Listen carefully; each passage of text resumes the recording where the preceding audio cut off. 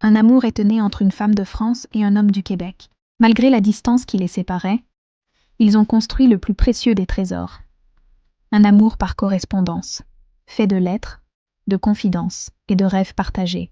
Mais un jour, tout bascula. La femme fut victime d'un violent tremblement de terre et cessa soudainement d'écrire. Inquiet, le cœur serré, l'homme rassembla toutes ses économies pour acheter un billet d'avion et partir à sa recherche. Arrivé en France, bouleversé, il demanda l'aide d'une jeune fille pour trouver la ville touchée. Lorsqu'il atteignit enfin la zone du désastre, il découvrit un paysage ravagé. Maisons effondrées, routes brisées, silence lourd. Pourtant, il refusa d'abandonner.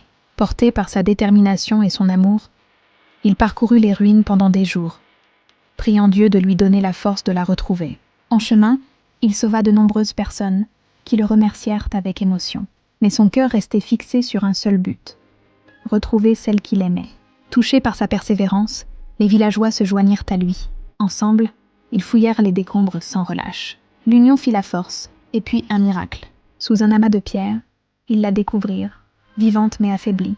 Lorsqu'ils la dégagèrent, l'homme tomba à genoux, submergé par l'émotion. Elle ouvrit les yeux, et son regard croisa le sien.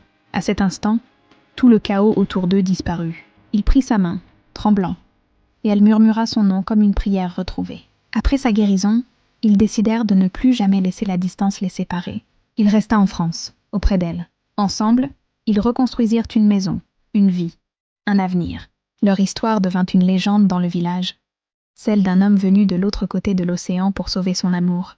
Les années passèrent, et leur amour donna naissance à 2 enfants, qui grandirent entourés de cette histoire incroyable.